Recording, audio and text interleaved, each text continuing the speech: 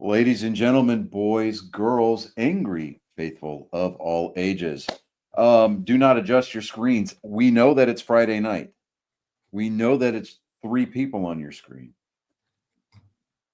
Welcome to What the Hell. Yeah, Um, we haven't opened this box of yeah, Pandora forgot that this box existed, and we saw it on the back shelf. We were like, "Hey, I want that one. You know, the one that's trilling the nice little song in the dark corner." yeah. Um, You know, the one that gives you the sense of foreboding whenever you look directly at it? We want that. Foreshadowing is a Two of those. thing. Yes, Two of yes, those. Yeah, yeah. the foreshadowing is definitely a thing. Um, we are gonna really, I mean, of course, we're gonna throw our own little flavor of off-color humor into this, but we felt that this particular show needed to be done. Um, it's our post-election show. Yes. We've decided we needed this one to be separate from our normal fare. Yeah, Well, Just it's like I said, we normally, and I know you'd normally see all three of us for the nerd sports, but we felt it was more appropriate to do that in this kind of setting. yeah, because yeah, we want the sports show to be the sports show. yeah. I We've mean, always everybody's like, hey, why don't you do a little bit of politics on your sports show? Don't you do politics on your stuff? You talk politics. and see, up to this point, we have prided ourselves as a company of staying out of the political arena. We have Well, voiced well, opinions time to time, yes, but we have voiced opinions, by but and we large, haven't dedicated a specific show to that. Now, we broke from that tradition when we did live coverage of the election returns on Tuesday, and I was going to be content personally with that being just kind of a one-off, Yeah. and that's just because of the historical implications involved with it.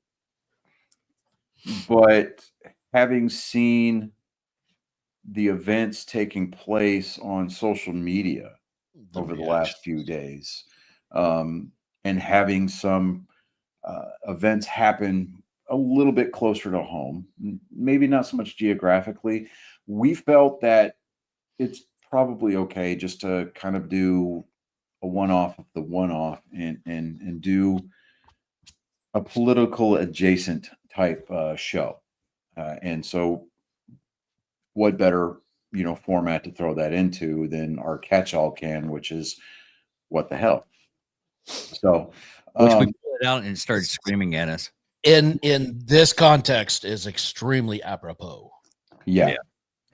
But so, every once in a while, if you've been following the show for, I don't know, the last 4 years, every once in a while, Johnny, me, this guy right here, will write something and read it on the air.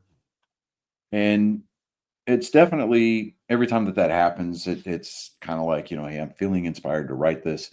It's a message that I feel that needs to get out. And this is one of those times. So, David, you said you were going to put me on the solo screen. So by all means, go ahead. But freedom is only one generation from becoming extinct. Now, those words were uttered by Ronald Reagan many, many years ago. Now, as parents, it is our job to ensure that there is a country for our kids to call home. We must make this land of the free, because of the brave, better than we found it. We must also ensure that our kids grow up and think for themselves. But at the same time, we want our kids to make the most of that, of that thought process. They need to be able to use every resource available to them to make the most well-informed decisions possible. Now, I don't know if we can chalk the events of this week up as a failure or a success in that mission. But there are parents across this nation, like myself, who are standing at odds with one or more of their kids due to a vote that took place on Tuesday the 5th. Now, this nation is divided so much that friends and family are cutting each other off. Now, I will not sit here and throw anyone under the bus, at least not by name. Now, I will, however, express the disappointment that I feel deep in my heart. I will talk about our country's need for healing and the great awakening that must take place for America to retake its place at the top of the leaderboard. Now, America must return to its values and bring its people together for the common goal of prosperity and peace. The popular vote for the 2024 election, as it currently stands, has President-elect Trump sitting at 73,519,152 votes. And the soon-to-be former Madam Vice President Harris garnered herself 69,190,468 votes. That's 50.7% to the trailing 47.7%. For those of you who are screaming that the Electoral College must be abolished. Now, bear in mind, the electoral votes were possibly the only reason why Harris stayed in the fight for as long as she did. Trump nearly flipped California. You can look at the electoral maps. He came the closest to doing that than any other Republican has since Reagan flipped that state. And the reason we're here right now in this moment is not to gloat. It's not to issue idle death threats. And the most sane-minded people would agree that resorting to violence only does what? That's right. It gets more violence. No, the reason why we are gathered here is for the promotion of and for the application of healing. The country has been at odds with herself for too long. Her people, and yes, ladies and gentlemen, I am assuming the US of A's gender. Her people have been exposed to hate and derision for too long. Race relations were set back under the Obama administration. The seeds of hate and vitriol were sown further back than that. However, they weren't nurtured and cultivated until the Democrats decided that it was time to do so. The proof is in the historical record.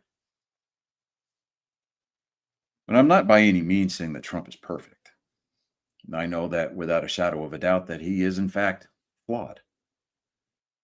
Now, without the burden of proof that extends past simple talking points from a smear campaign, he's nothing more than a human being who was targeted by his political opponents for the simple fact that he ran as a Republican. The court cases against him were dropped almost immediately after the race was called, and that verifiable fact alone tells you all you need to know that his detractors were waging lawfare against him.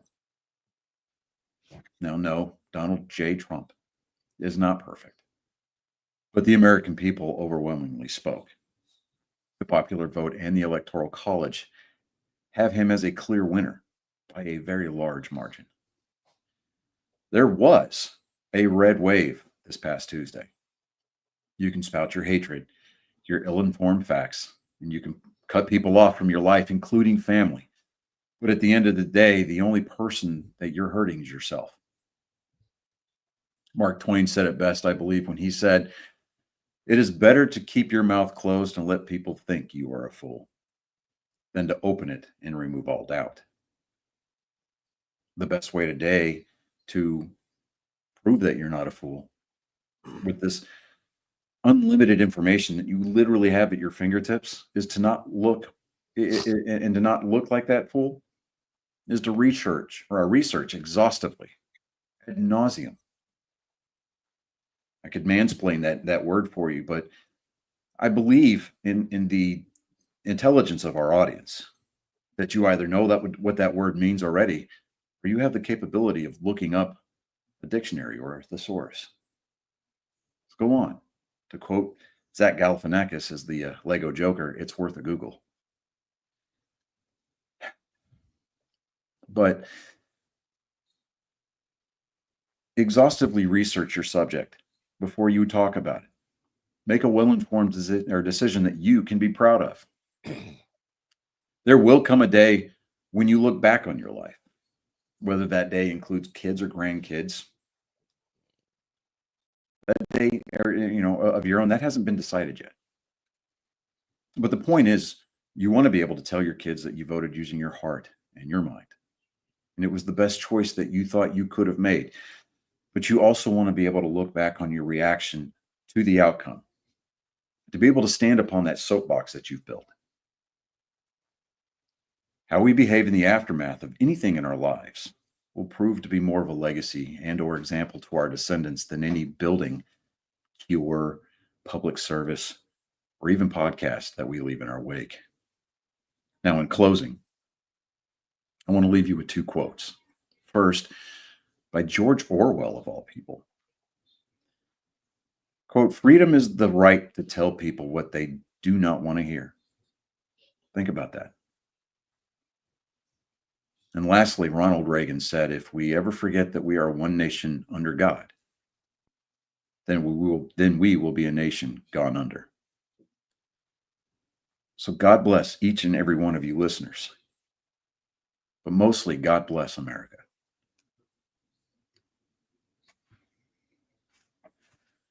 That was really good and touching, Johnny. up? Yeah. But I Absolutely. did as a comic thing, I found Kamala Harris, and she's gonna keep on fighting and everything. I'm gonna show this to everybody right now. It's astounding. I mean, look at this. She's gonna keep on fighting, and this is her fighting right here. She's, man, just watch this. Watch this. Watch this kick. Boom! She takes the next person down. Oh, man. Yeah. See, what our viewers fail to realize is that the people that were getting kicked,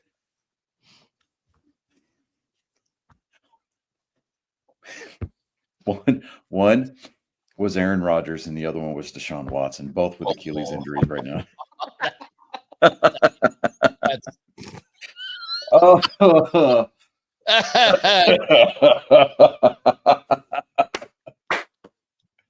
That's a low blow. Okay, but yeah, it's a low blow. Man, I didn't think I was up for that kind of a joke tonight. Yeah, that's hitting below the belt, man. Yeah, it is. I mean, is it belittling? Yes. I don't know. I think we need to aim higher. And, set the bar just a little bit higher. Yeah, but some of us are like that Frenchman and hit the bar on accident. Dude, I'm telling you, that guy probably, his Tinder account probably exploded for like the next month. Probably. He has not been lonely at Dude, all. all his picture on his profile has to be that instant where he hit that bar. My penis cost me the gold medal. Which, I mean, I get it, but no, I have been watching all of these the angry boomer. I guess our people from Twitch finally found us again, and they're starting to talk again. That's awesome. Finally, guys, we're having Nerd Sports on Mondays at 7:30 each and every day. Yeah, there was one thing that I saw, and I actually commented on this on TikTok. Is there was another one of these compilations of people, doing the whole meltdown thing, and it occurred to me that this is it's brainwashed cult mentality. That is 100% what we're seeing. Is absolute cult mentality. Yeah, and it is the process, the product of brainwashing, and they have allowed themselves to be brainwashed. It is. That's what's even worse. Yeah, and it is. And here's the thing: if you look back from the last few election cycles, okay. Well, even the Mhm. last election cycle was like we had like 20 votes that are just gone from ever. Yeah, but here's the thing. Okay. A lot of the 1960s and 70s radical retreads that failed to do anything during the Vietnam War, Yeah. they all went and got teaching degrees and infiltrated academia. Yeah, Yep. that's true. Okay. Oh, They went after they went after our kids. yeah. Okay. Um, and these kids, they're out there trying to live the college experience. Okay. And coupled with radical ideology being taught at an academic level where your grades depend on it. And a lot of times financial implications are woven into the fabric because scholarships are involved. Okay. So, you either have to acquiesce and bring you have to submit, or you have to start learning how to, pay for college on your own. But And they don't have the maturity to be able to stand up to them and push back on them. So it's not where it's you. There's kind of that fine line, and I know Johnny, you've run into this, being that you're going through college now at a later Mhm. date. There's kind of, once you have that maturity and you have that life experience, you can kind of, how to push back respectfully in a way that's not going to get you in trouble, still going to be in line with what the teacher's looking for, but you still have a way that you can kind of look. In my case, it was I would write 2 papers and I would submit both of them at the same. I would write one paper, Mhm. ask that was exactly what the teacher was looking for, Right. and then I would write another 3 to 5 pages that was what I wanted to say, and I would put them both together, and it would all be in the proper format. It would be everything that she wanted, and she had to read all of it. Right. Had to grade it because it was what she wanted. Yeah, and so here's what I find funny, as far as my college experience. Yeah, understandably, without beyond the shadow of a doubt, I'm the oldest person in every one of my classes this semester, Mhm. and I'm okay with that. My first semester, I was coming to grips with the fact that here I am, 45, 46 years old. I'm just now going to college. It's fine. It's whatever. Better late than never. Teaching old dog new tricks. Plug your platitude in here, but uh the the teachers, yes, there are ultra liberal teachers, but then you've got your libertarian minded ones, and then there's the conservative ones. um and it's funny because I'm taking a humanities course this semester, and there is an individual in that class that especially gets triggered whenever I open my mouth and say something. And I know that y'all have seen my shirt on many occasions on the show, where it's one of John Burke's old, one of his first T-shirts that he put out there. It says "Make America Offensive Again," and Love that. hands down, my absolute favorite shirt, bar none. Right? Um, Yeah, I love that dude too. Why is my you know what? We're just gonna fix that issue here. Hold on. It wasn't wow. doing it all day long. And now, Whenever I He's freezing up. yeah, see? Stupid. Internet. I don't know. It's not my internet. I think it's my USB hub that I bought specifically. Um you know, That's only for subscribers. that's on the Patreon. That is, sure, that is a very special order. Dude. dude, I want that shirt now. I want that. We're gonna work on that right now. Oh, I Because was trying to make a semi-serious point here. So if we could maybe get back on track. Yo, hold on. We're gonna have that shirt only because I know a certain someone that's gonna buy that two certain someones now, but we're gonna make that shirt. Chris, I need some photos. I'm gonna do some Photoshop and make that shirt come true. Anyways, Continue, sir.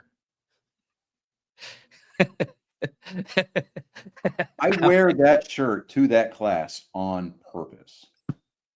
The shirt triggered this one individual alone. But then later, about halfway through the class period, we were discussing Frankenstein. Mm-hmm. And I had brought up the fact that Victor Frankenstein started to feel, yeah, he had guilt and remorse for the things that he did building his creation, but at the same time, he had no problem doing it during the act of it because he was not brought up with a proper set of morals. He wasn't directed or instilled with a good moral compass. Because for those of you who have read the book, his mother died at an early age, and it was like he was lacking that nuclear family dynamic where he had a mother that could teach him humanity and a dad that would teach him how to do manly things, right? Oh, now bear in mind they were growing up in Venice, and Manly in Venice is vitally, just vastly different than the rest of the world. But this, for whatever reason, incredibly upset this particular individual. I can't. And I'm like, why? Wow, really? And so, I kind of just stick that in the back of my mind. I'm like, So as we continue to go on in the class, we break off into these group discussions, and I talked about how Victor Frankenstein in modern day times would be considered a serial killer.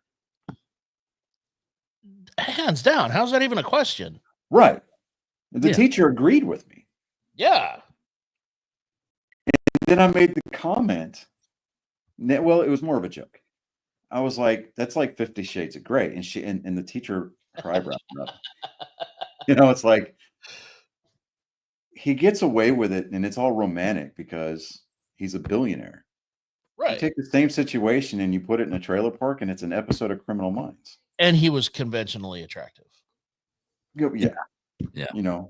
Now, if he's missing half the teeth in his head, and you put me in a trailer park in that exact same situation, and the FBI is going to knock on your door. You'd have the DEA, you'd have every fucking alphabet agency in there knocking on that door. NCIS, CID. Be like, look, who NCIS? Where's Agent Gibbs? I need a slap in the back of the head, and then I will go peacefully. But what's really sad is we could actually do I will go willingly. Right now, getting back on, getting back out of the weeds here. The mindset and the mental strength is not there anymore. And I don't know if it's. I mean, I do think that a lot of it is a breakdown of the nuclear family, divorce being at a 50% rate.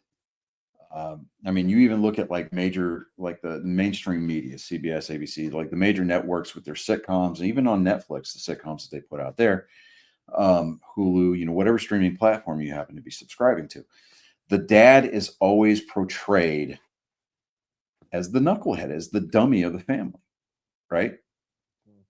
It's like dad doesn't really matter because here comes mom to save the day. And that ideology is pushed. Dad's not important. Mom, don't get me wrong. I love my mother, and I thank God every day for her. Okay. I thank God every day for my wife and the mother that she is to all of our kids. Okay. But, just like it's written that, man shall not live on bread alone. We can't raise families on our own. Okay. There needs to be a mother and a father. Now, whether that, traditionally, yes, a mother being the female, father being the male. But in today's society, could two women who happen to be living under the same house raise a child or a couple of kids? They probably could. And just like a couple of guys could probably raise a child. I mean, Elton John and his husband are doing it. But how that child will turn out, I don't know. Hopefully good. Hopefully that child will have a brain in their head where they go, you know what? I was raised with advantages and I have all these resources available to me, and that child makes a good, well-informed decision on their own, right? That's what we all hope, right? I remember growing up as and it got to the point where it was almost became eye roll note worthy, where your dad, he's sitting there and my dad would be like, I just want you kids to be better than I was. Never really understood what the hell that meant until I had kids of my own.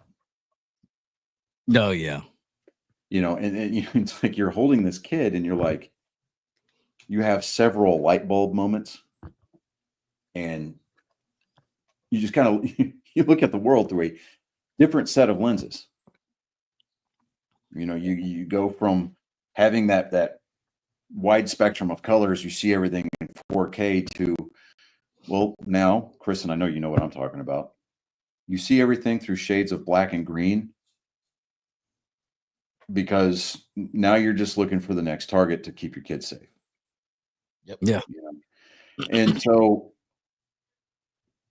it's the world is not a good place. It hasn't been for a couple of years.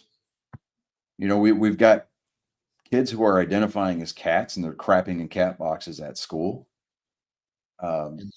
People wearing furry costumes, and like, oh, hey, I'm an animal. Yeah, suing the schools if you're not going along with their delusion. Yeah, and and taking kids and basically neutering them. Yeah, to me, that's child abuse. Absolutely, 100% child torture. Okay, Absolutely. Because if you want to mangle your body, if you want to throw your hormones and your chemical balances that God instilled into you from birth throw them completely out the window. Wait until you're an adult. Yeah. What gets me is the same people that are like, oh yeah, he's old enough to make his own decision about his gender. And then would you let him, get a piercing? Absolutely not. Would you let him get a tattoo? That's permanent. No, that's permanent. That doesn't go away. Yeah, and it's the same people. The same people that are screaming and crying over the last couple of days about how women's rights are being taken away from them were the same people saying that it's okay for men who identify as women to go into the ladies' bathroom. Yeah. They're still women. They're not. They're not. And even though the internet and the powers to be at the networks have tried their hardest to erase this from existence, even the great Bill Nye the Science Guy, when his shows originally aired back in the 90s, there was an episode where he himself stated there are only two genders. Okay. A boy is a boy and a girl is a girl. Okay. You can transition all you want. Sex change operations have been around for decades. Yeah. Okay. We are not saying that you can't love who you want to love. We're not trying to force you to doing anything unsavory in a back alley. If you decide that, birth control is just too much of a hassle in the middle of the, throes of passion. That was the one thing everybody brought up was it was not a problem until you started bringing the children into it. Once you started bringing kids into it, that's where we had an issue. The big argument, aside from like gay and trans rights, is, women's abortion. Okay. Trump did not outlaw or make abortion illegal during his first term. He didn't. Nope. He made it a state. He said it should be a states' right issue. It always should have been. Constitutional scholars have been saying that for decades. It right. should never gone. They finally got the case in front of the Supreme Court. Exactly. And the Supreme Court sided with the president. Said, Yeah, it was decades. Yeah, it it was was a decades. Ruth Amendment issue. Ruth Ginsburg kept on saying that she wanted to change it from the get-go. Yeah, with the great She's Ruth the Bader biggest Ginsburg. feminist on the court. Yeah. Yeah, she the biggest leftist. She was. Okay. But may her doily rest in peace. But they changed it to what it should have been. They left it up to the states. Now, the states that outright outlawed it, guess what? You don't have to have passports to go across state lines. This is not 1930s Germany. No. If you want an elective abortion, which means it's not therapeutic, it's not medically necessary because it's endangering the mother's life. You're treating it like you're treating abortion like it's birth control. Well, you they can go across state lines. they And actually most of had these states they are pretty actually- close to each other. Yeah, they Yeah, actually I mean- had like a congressional hearing about that sometime this week, and one of the senators is like, "Hey, can you still do this? Is in your record of what everybody is yelling at right now? What you can't do, Mhm. and you're losing rights and everything." And the lady was like, "No, there's no record. I They're being imprisoned. There's no record of for the medical care of the baby or the mother. If anything happens, there's nothing." And yeah, I mean, No one's it's tracking turned it, period. into Yeah. it's turned into what's called a straw man argument. It's Yep. your classic redirect. That's all it is. You throw a smoke grenade over in that corner, knowing that the enemy's going to be looking that direction, be like, okay, what's coming out of the wood line? When I mean, what is it? Murphy's Law of Combat says that the diversion you're ignoring is the main attack. Yep. Yeah. Okay. But here's the thing. It's like with therapeutic or medically necessary abortions, 9 times out of 10, even before Roe v. Wade got overturned, it was still up to the insurance companies as to whether or not it was covered. Because it wasn't the insurance companies per se. That's not fair. They made it a standard exclusion, and they gave the employer groups the opportunity to cover a therapeutic, and they even gave them the opportunity to cover an elective abortion. yeah, Now, don't get me wrong, Planned Parenthood, it had its merits, still does, because it provides prenatal and just care for women. It also provides regular gynecology care Mhm. for women. Mhm. But Planned Parenthood has reached heights that have only been seen by PETA. Okay, they're responsible for more for more abortions, for the more loss of unborn life than every independent abortion clinic in the country. They were funded and still are to a degree by the federal by the federal government. Your tax dollars going to work. Okay. Would I like to see Planned Parenthood defunded? Yes, because it's not a federal issue. It's a state's issue. If Planned Parenthood is going to be operating within that state, they either do it with private funds or they do it with state funds, and that state's assembly has got to provide for that in their yearly budget. But yeah, we should open that up for the fans. But in to a degree, I would welcome that debate, because that's how we get solutions. yeah. Is we invite people to come in and enter into a discourse. However,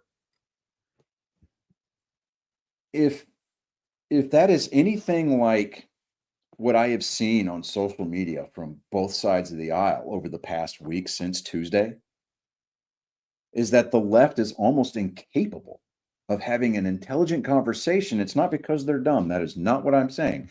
Do not twist my words. What I am telling you is that the left is incapable of entering into a civil discourse because they feel they need to out yell and out scream. They allow their emotions to cloud their ability to enunciate. Yeah, it's not an exchange of ideas. It's who can shout the loudest. Yeah, I mean, you're thinking that discussion is the best way forward for the future of humanity is absolutely on the nail accurate. Okay. Yeah.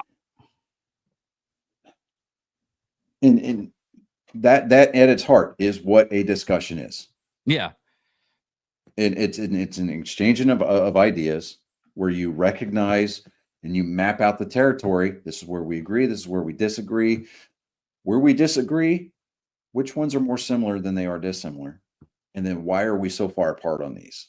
And then they try to come to a compromise. That's what a discussion is about. Exactly. Okay. It's But not there are even- people there are people on both sides of the aisle. I'm sorry, Chris. There are people on both sides of the aisle that will try to out yell the other. Mhm. There are. Don't go into this with the thought that, oh well, Johnny's just defending the right. No, there are people on the left who can make a very well-informed argument. Mhm.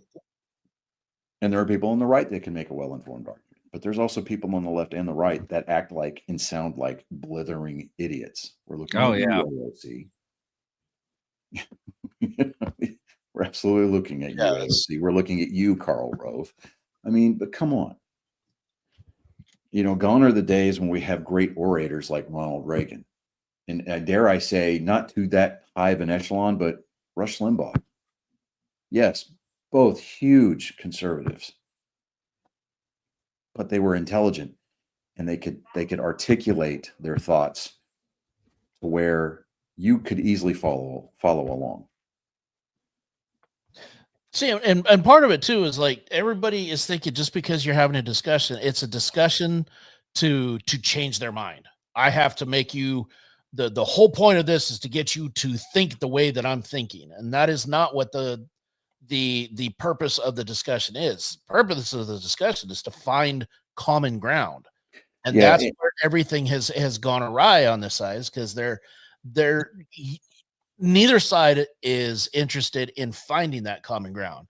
It's been said over and over that there is way more that unites us than separates us. We exactly. have much in common.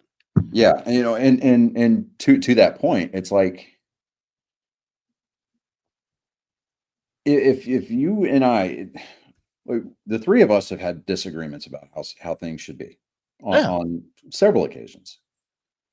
But instead of casting each other out and voting them off the island, we sit down and we have really verbal conversations, and they're very colorful, but hey, that's vet speak for you, right? But the point is that we get down to the brass tacks and we figure out what the issue is. We address it, we fix it, and then we move on. And you're not seeing that anymore at all. And the left seem to think that they can get their point across by having sit-ins and not talking or gluing their hands to a road surface or throwing cans of tomato soup on priceless works of art or spray painting things like Stonehenge, or throwing paint on women who happen to be wearing fur coats. I mean, I know that one's going back. Butter for like $7. Yeah, it's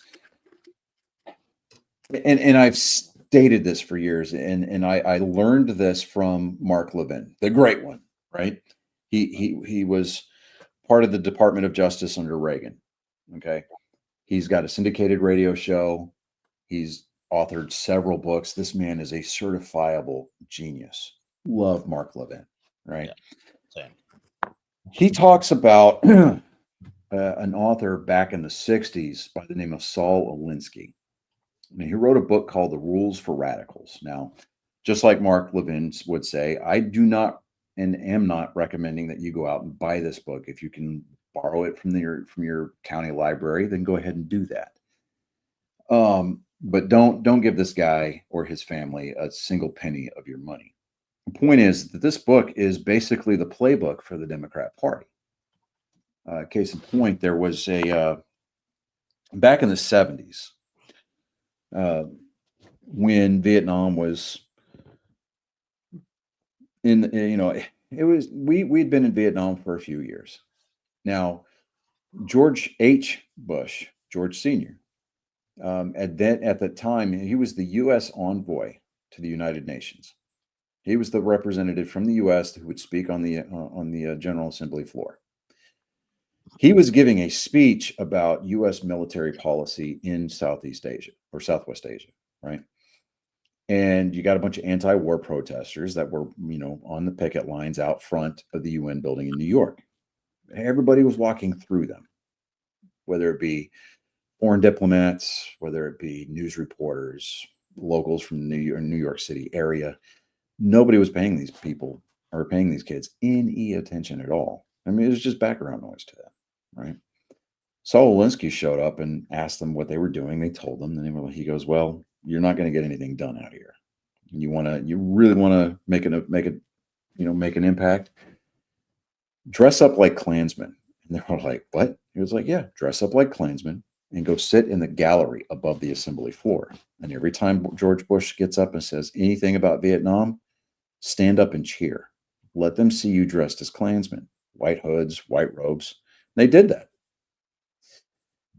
And even though there was no proof, the sheer optics of it caused the international community as a whole to start viewing the U.S. and its policies in Vietnam as white supremacist policies. And the international support for the Vietnam War started to wane in a big way. Gee, that sounds familiar. They didn't have to have a single ounce of evidence. All they had to do was put on a show. Now, Wednesdays, I'm in. I'll I get out of do it class if at you 4. show No, up. I get Wednesdays. I get out of class at 4. But yeah, okay. Anyways, but all they had to do was put on a show. They didn't even have to say that they were with George Bush. They didn't even have to say that they liked George Bush. All they had to do was act. And that's what they did. And they did it the same way that these Antifa dicks, the same way that these BLM people do. They do it with a mask on. They'll fight all day long. You get out in public with a mask on, you are no better than a keyboard warrior. You're no better than a social justice warrior who spends their days wearing a stained wife beater and holy gym shorts as you're scrolling through subreddits that probably have no reason for being created in the first place. Their life and their life force is wasted on a keyboard or on a phone screen. Pure, plain and simple. They didn't have to. They didn't have to answer for, for that show that they put on. They just did what they were told. And Saul Alinsky got that. I mean, he laid that idea out in his book, which had been published before that demonstration. But if you look at everything, if you're able to come across a copy of this book, and then you go back over the last 15, 20, 25, 30 years, everything that the Democrat Party has done came from that book. They're telegraphing it, and it's embarrassing because nobody else is picking up on it. Barack Obama was a huge proponent of Saul Alinsky. Oh yeah, Saul Alinsky got him connected with the right people. Yep. I mean, he said before he hit the presidency, before he hit the stage in a big way, he was saying all the time, he's like, if you are in a community, if you're going to be a community organizer, you need to read Saul Alinsky's book. This is how you do it. You know how NASCAR drivers at the end of the race, when they're being interviewed, if they're part of the Coca-Cola racing family, they get a point for every sip they drink or they take on camera. I don't know why. Yeah, they do. I don't know why. I just thought of that, but like I said before we went on the air, this thing right now, it's been forever since I've like drank a Coke, and I'm like, why does this thing taste like Pine Sol? But it is what it is. We all drink worse, so it's all good. True. I mean, That's very true. Woken up with our livers laying next to us crying, but it's all good. But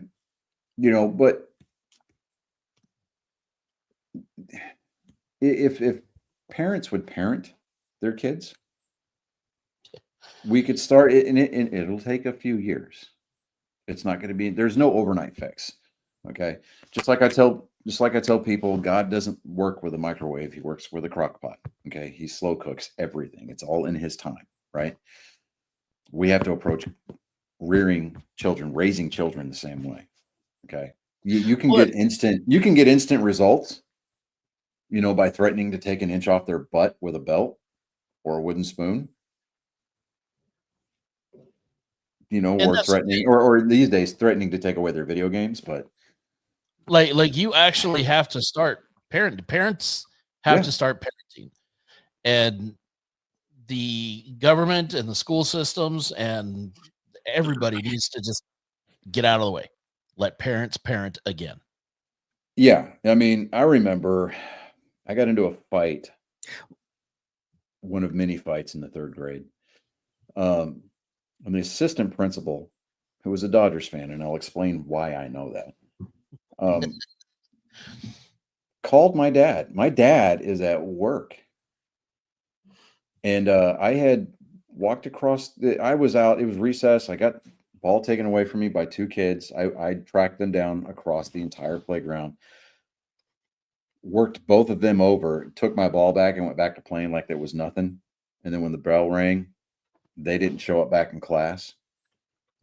And then it was on the intercom, Mrs. Williams, you need to send Mr. Skelton to the principal's office. And you get the ooh, right? I walk in, these 2 kids are all beaten bloody, and they look better, worse for wear, sitting over there in the corner. And I was like, oh, I know what this is about now, right? It was kind of sociopathic the way that I did it, but I'm sitting in his office. I'm sitting in his office, and he's like, do you want to maybe tell me what happened? I was like, yeah, they took my ball, and so I took it back. But you beat both of them up. And I was like, there was 2 of them. They took my ball, so I took their that was my explanation. I was like, there was 2 of them. They, it was like, it was a fair fight, kind of a thing. And he calls my dad. And my dad's at work, right? He's made E7 by this point. And he tells my dad, my dad tells him, he asks for permission to give me, licks with the paddle, right? To corporal punishment, that's what it's called. That's and capital punishment or whatever. No, capital is the death penalty. Corporal is less severe. Hands-on. It's hands-on, yeah. So my dad, and I remember this because he had my dad on speakerphone. He goes, yeah, go right on ahead, but you let him know that when he gets home, he's going to get it from me. Yep. Right? And so I'm having to stand there with my hands on this desk, and I'm looking at the wall, and there was a cork board on there. And it said, rules of a Dodgers fan. Rule number 1. The Dodgers must always win. Rule number 2, refer to rule number 1, right? I remember that. And then this guy went to beating on me. I laughed at him a little bit. He got mad and sent me back to the classroom. No. I wasn't laughing when my dad got home, though. No. Was not laughing. Yeah. I mean, I admittedly was kind of, whenever my dad, I'm sure it got to the point where when the phone rang, my dad would kind of crawl in his skin a little bit and be like, what the fuck did he do now? But, when he would get home and he would have his words with me. I say words, right? Those were lessons that were being taught. Even if I didn't realize it at the time, those were lessons that were being taught. And if I got suspended because of fighting, guess what? My ass was working for the next few days Oh yeah. at the house. That house was clean, boy. I tell you what. Yard was immaculate. Well, I mean, we were living in Nevada at the time. So, That dirt was immaculate. right. Well, Serena, thank you for tuning in. I appreciate it. Give Squeaker a hug for me. But you know, those were hard lessons, and some of us may learn harder than others.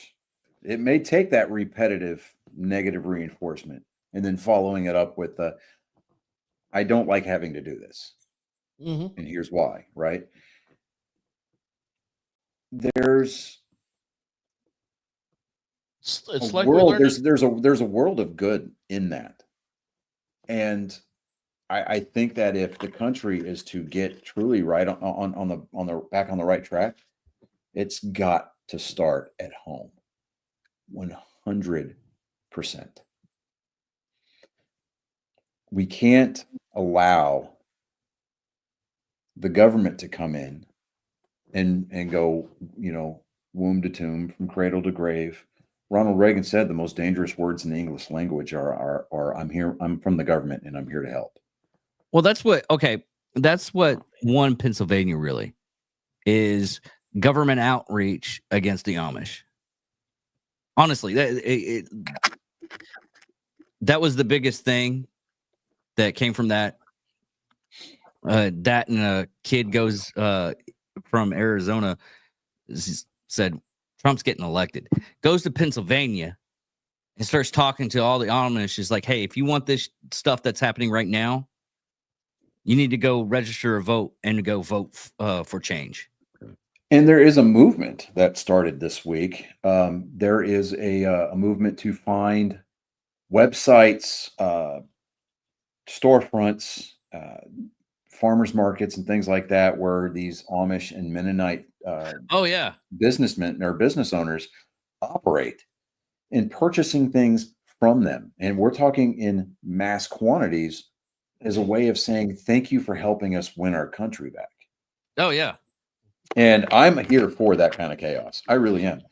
I Yeah, mean, we can joke all day that, you know, Who's which 49ers was wearing the MAGA hat? Nick Bosa. Yeah. And the NFL fined him for it. Get this. Are you Doesn't matter. serious? No. The fine doesn't matter because as soon as they put out that fine, guess whose shirt just sold out? Yeah, his jersey. Yeah. His Yeah. jersey sold He out. just paid for I his mean, it's like Nit Bucker or what the Kansas City kicker, right? He's still got one of the top selling jerseys on NFL.com. Still to this day. You know whose jersey you can find? Colin Kaepernick. Yeah. That's so You know, and you know, but here's the thing. When politics and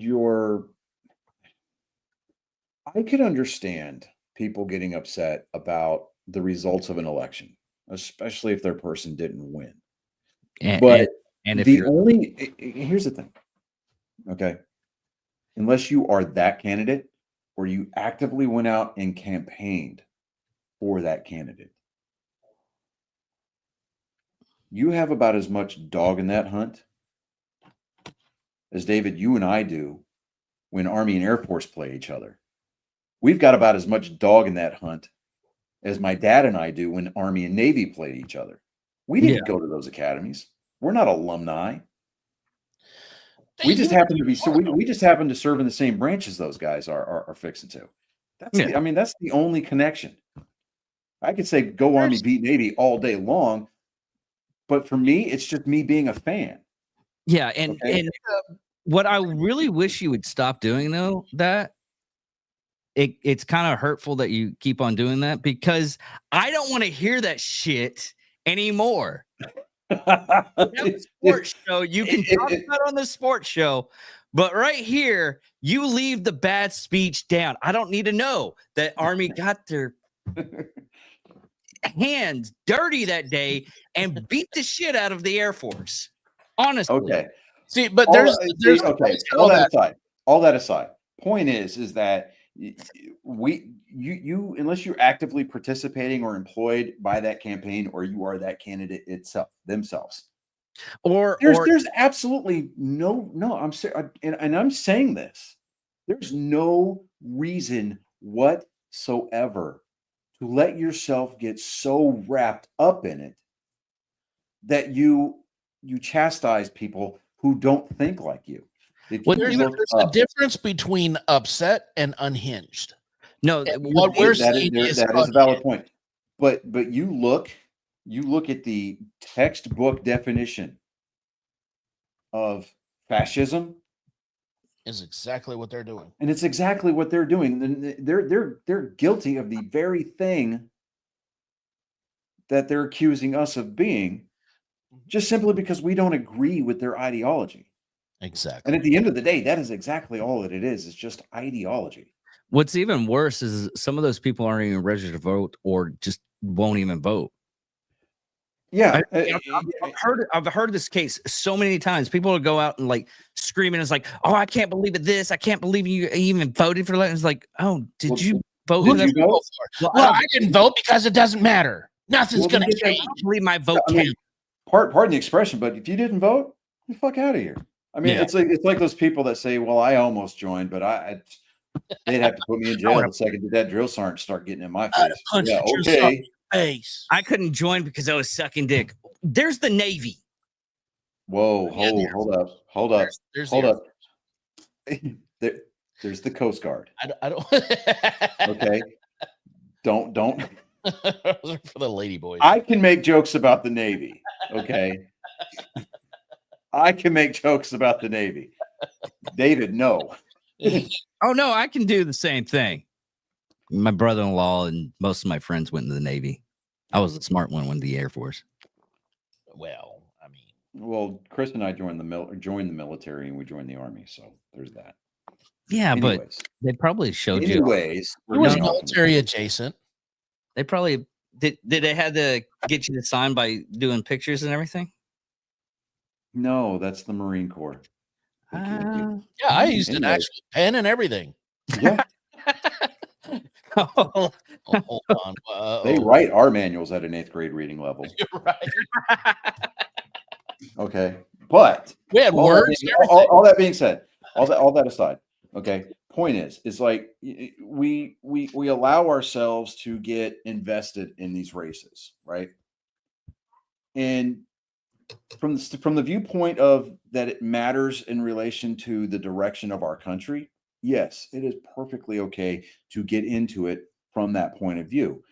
But when you don't vote, you don't educate yourself from all possible points of view to where you have the best information at your disposal to make that well-informed decision as to who you're going to back, who you're going to vote for, who you're going to campaign for.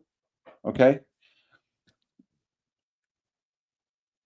There's absolutely no reason. It is inexcusable to cut off friends, to cut off family. You can't allow that to happen.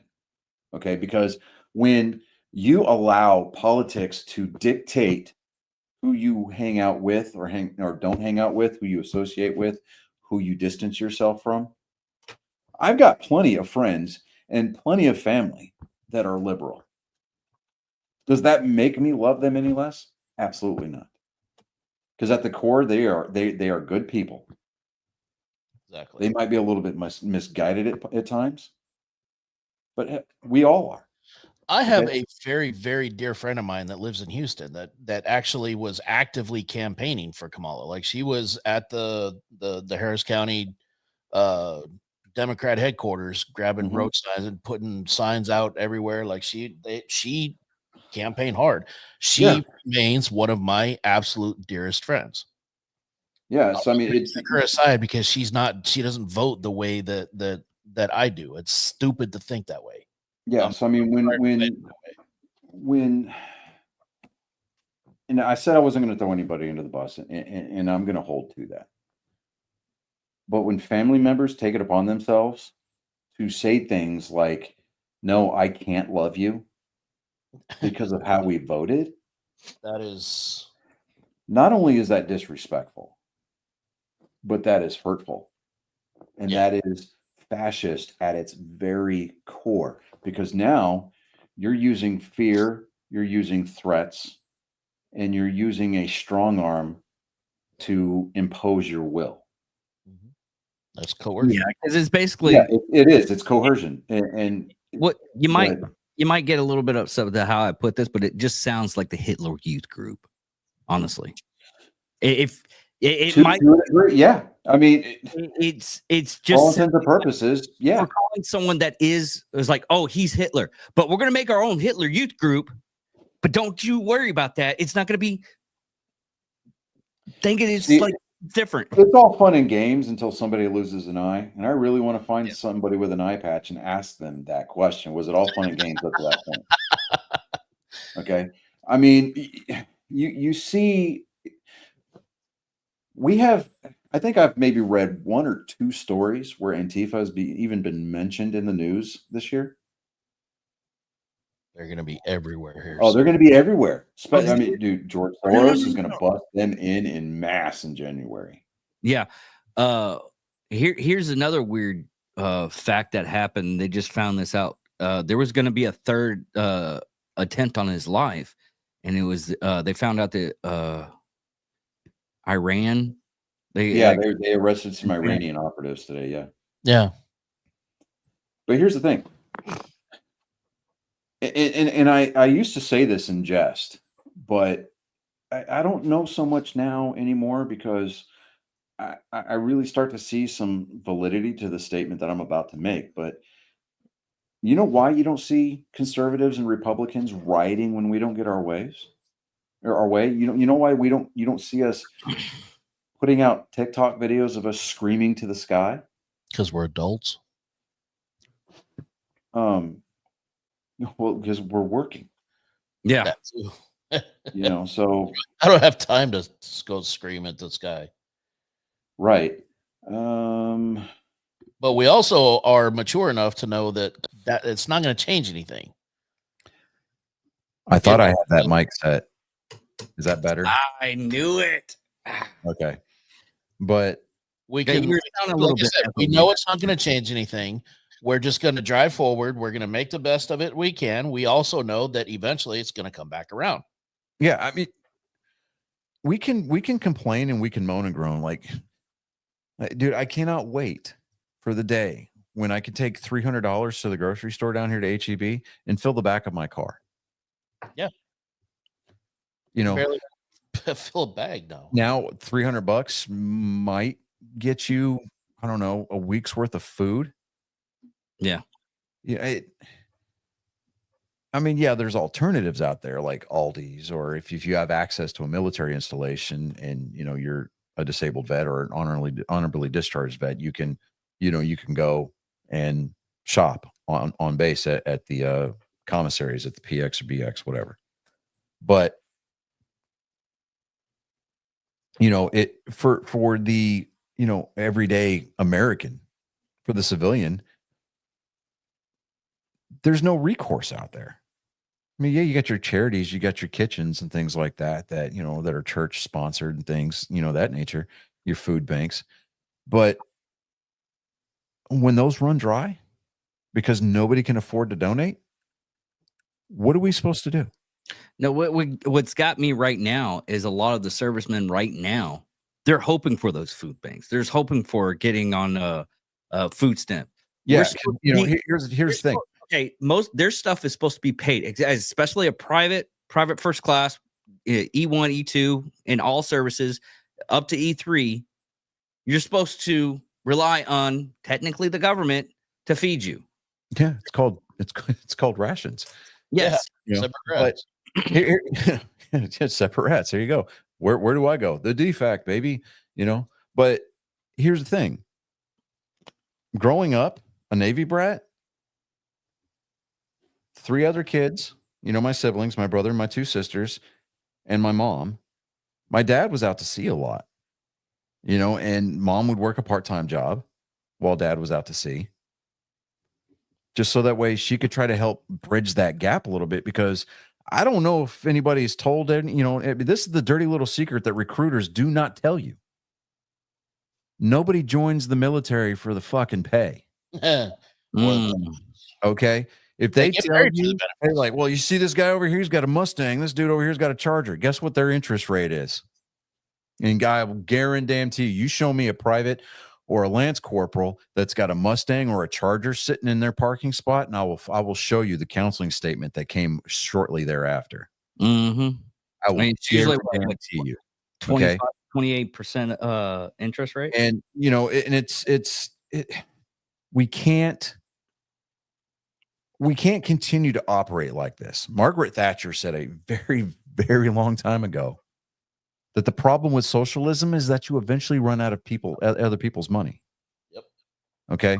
This redirecting from the rich and giving to the poor and this redistribution of wealth, we can't continue down that road, because nowhere in the course of human history where they've tried to implement socialism has it ever succeeded the way that they wanted it. The way that Karl Marx envisioned socialism doesn't work. It's unsustainable. Can never work. Okay. Now, Case in point. Okay. Let's just use this as an example.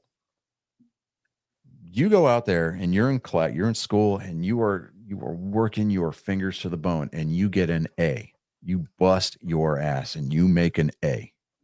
Okay. You are top of the class. You're on the dean's list, whatever.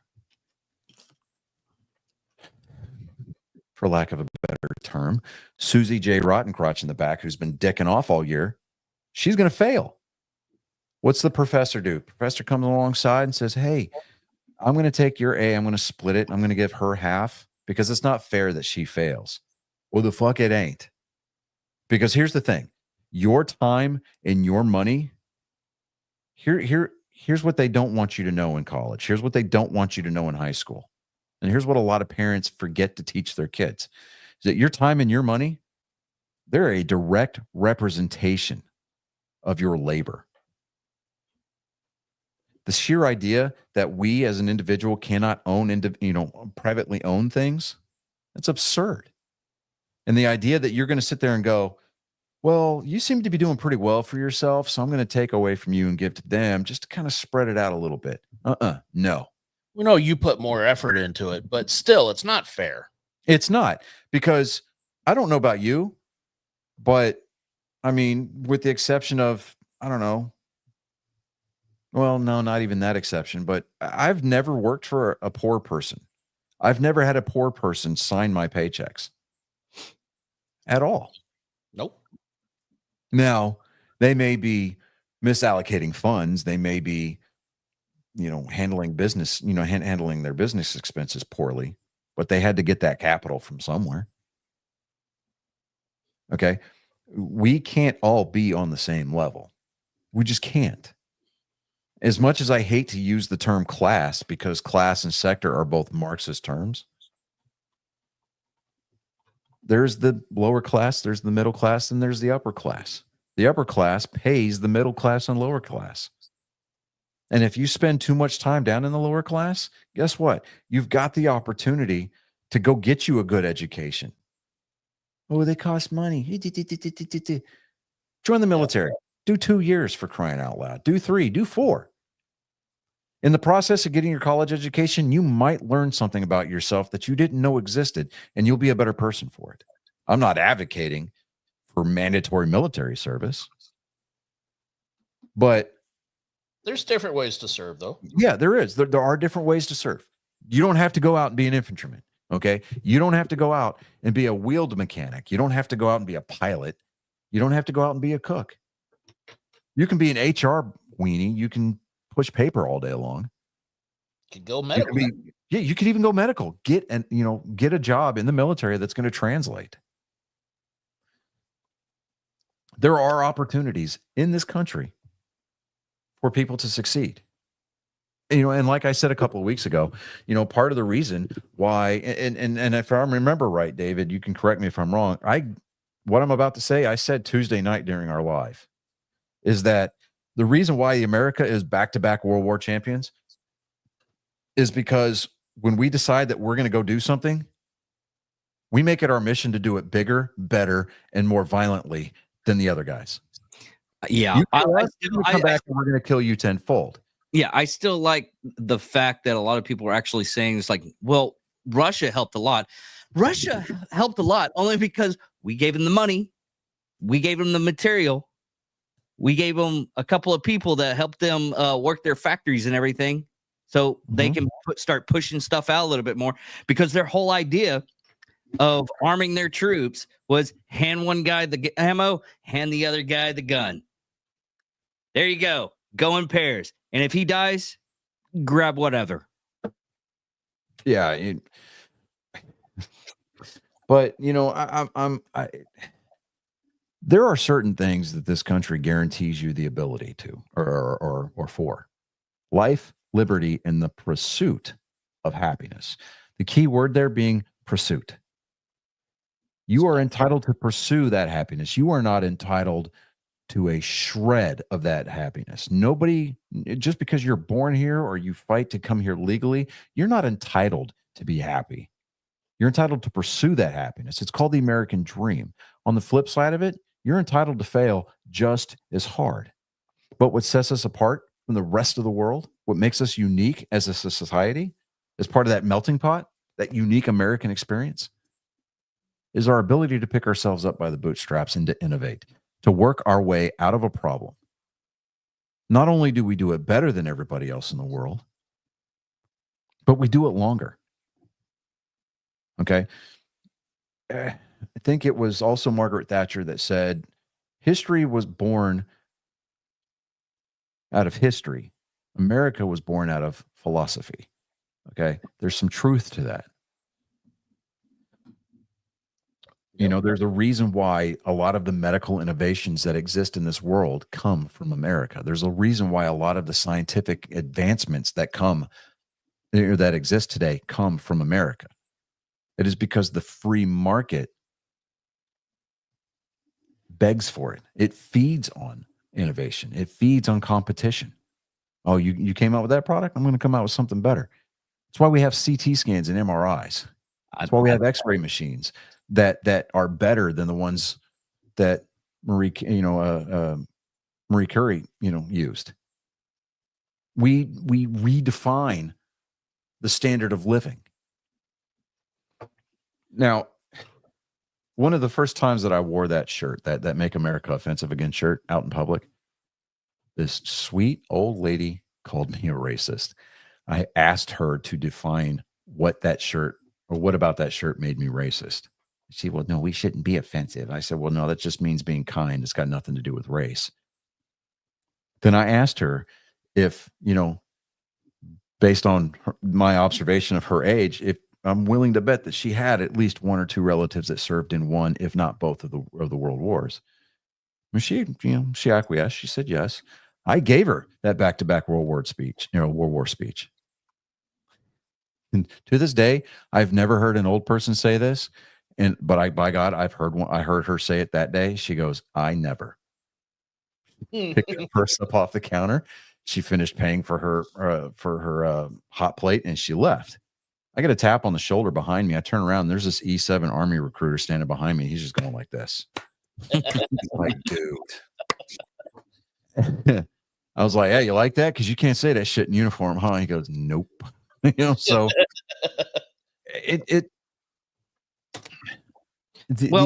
okay. Here's the thing, just real quick, and I'll let me make this statement real quick, David. And okay. I'll let you know. So, if you look back in the archives, the Tonight Show with Johnny Carson was an unbelievably conservative figure in Hollywood. He really was. Okay, he had Ronald Reagan on there whenever Ronald Reagan was running for governor of California back in the 70s. And Ronald Reagan said this. He said, socialism will work its way back into America. It will be under the guise of a different name, whether it be progressivism or liberalism, it's going to come back. And I firmly believe that man was anointed by God from on high himself. There is absolutely no reason at all that there should be a singular human being on the face of this planet that was that intelligent and able to articulate his thoughts in that manner. Call it a freak of nature. By God, I miss Ronald Reagan. Verily. Now, saying all that though, talking about the Tonight Show. Did you see the Jimmy Kimmel? Yeah. No, it was even worse. It was Jimmy Kimmel, Seth Meyers, and Stephen Colbert. All checking out all their monologues and everything. I mean, Kimmel put on the waterworks and everything. Well, it's because Kimmel knows his name is on the Diddy list. Yes. He's probably tearing up right now. They all are. Don't. Yeah.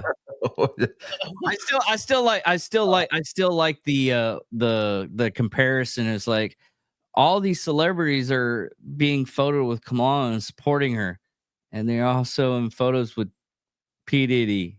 Coincidence? I think. No. Did you see Madam Vice President Harris is also on the Diddy list? Oh yeah. Did you see? You know who Dan Holloway is on Drinking Bros? Yeah. Did you see his tweet? Just now? No, it was before the election. It was somebody else came out and was endorsing Kamala again. He put on Twitter, says, there anybody that's endorsing you that hasn't been butt fucked by Diddy? Oh my God. I freaking died laughing. I don't know if there's any validity to it, tweet. but there was a post. I think it was either yesterday or today. Might have been late yesterday, early this morning. Tom Hanks has fled the country. Oh yeah, He's dude, he left a long time ago. No. He did leave, and he's got a dual citizenship in Greece. But he was back for the election. Oh, but as soon as they called that race, yeah, the way that his post was worded, it was something about hastily packed heavy suitcase, and he was on a plane leaving because he can't. He's afraid for what the next 4 years are going to look like. And I'm like, and you get a lot of people that are like, separate the art from the artist. I'm like, I understand where you're coming from. I'm always going to love Forrest Gump as a movie. I'm always going to like the movie Big, Castaway. Love that movie. As an actor, Tom Hanks is superb. I can't. But when they get on that platform and they expose themselves, not physically, but like you know what I'm talking about. When they allow themselves to be analyzed because of their politics, and then the little things start to come out. And when I say little things, I'm talking big things. And by big things, I'm talking like child trafficking and Epstein and Diddy. And you start to see how vile and hateful and just putrid these people are. It's like their souls are rotten. And I find it really hard to support that person any longer. Believe it or not. Matt Damon from the Boston area. Of course, Massachusetts is predominantly liberal, right? He's out in Hollywood. Of course, he's going to be a lib.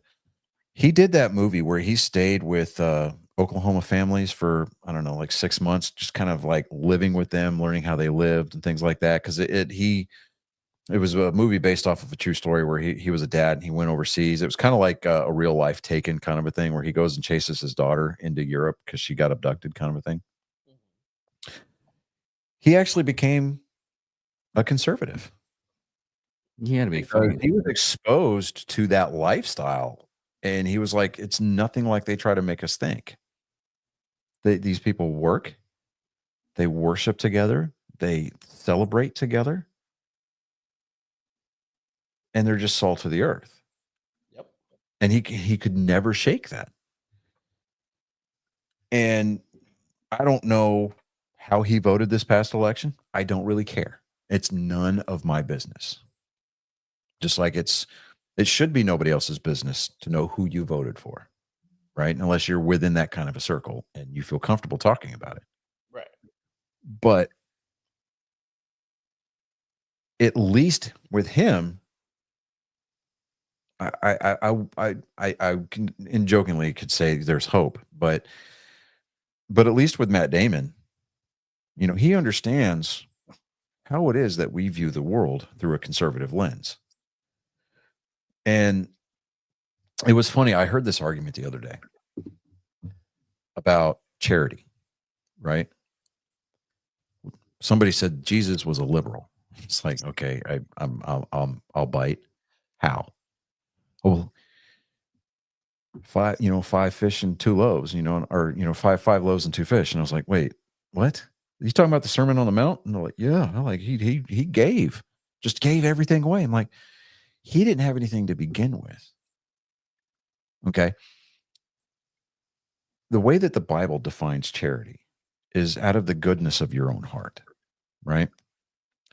Here's the difference between charity and what the government is trying to make everybody do. When the government mandates that you do this, that's when it becomes a tax. Mm-hmm. And if it wasn't for John Roberts on the Supreme Court, Obamacare would have failed because they got it to pass based on that ruling from the Supreme Court where John Roberts said, universal health care is not a tax. Well, yeah, it is, because they're literally taking that out of our check. That's a tax. He misinterpreted the definition of tax. Okay. Universal health care, taxation without representation. Taxes in this country are actually illegal by the definition and the framework of the Constitution. The only reason we have an income tax on a federal level is that after the Great War, and that's World War I for those of you keeping score at home, the United States government, under the direction of the all-knowing Woodrow Wilson, decided we need a way to pay for this. And so they instituted a federal income tax under the premise that it would only be for a few years until we paid off the war debt. Then you get FDR, Franklin Delano Roosevelt, for all of his grandeur, for all of the posturing that he did to present, to make himself known as one of the greater presidents of our country's history, he was a flaming socialist. Oh, big time. Flaming socialist. Yeah.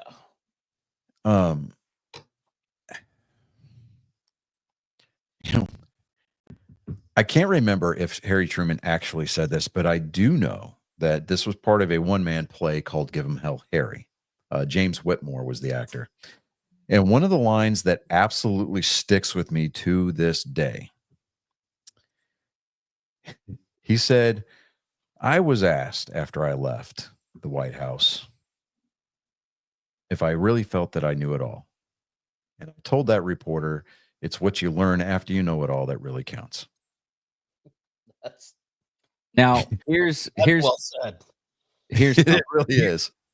Here's something that I found in TikTok. I reposted it on our TikTok page, but it just goes to show of yeah. My dad is in here, so ixnay on the Navy jokes, David. No. Anyways, wow. Nay. Okay.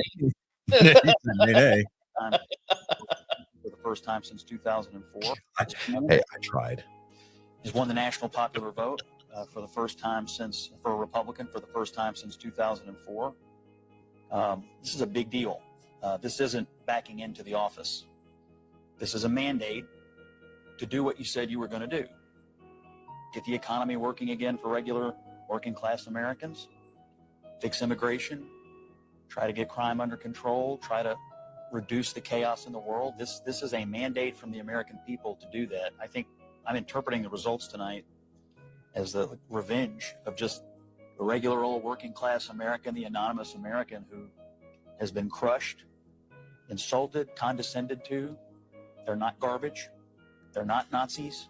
They're just regular people who get up and go to work every day and are trying to make a better life for their kids, and they feel like they have been told to just shut up when they have complained about the things that are hurting them in their own lives. I also feel like this election, as we sit here and pour over this tonight, is something of an indictment of the political information complex. I mean, we've been sitting around here for the last couple of weeks, and the story that was portrayed was not true. I mean, we were told Puerto Rico was going to change the election. Liz Cheney, Nikki Haley voters, women lying to their husbands. Before that, it was Tim Walz and the camo hats.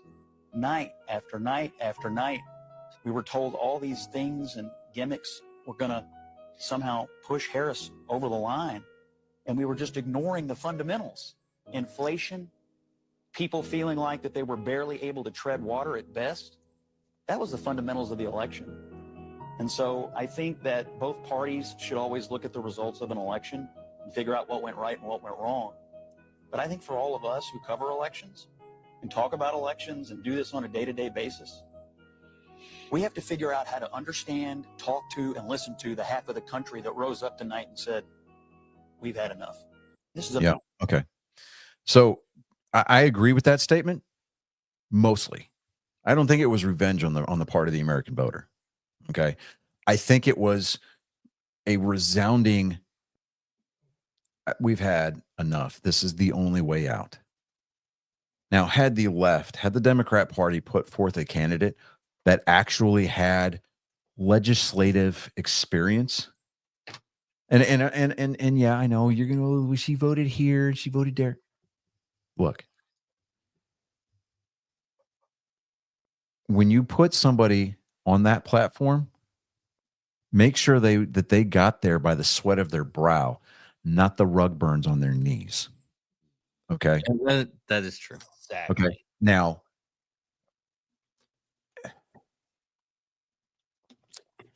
yes, they were, the Democrats.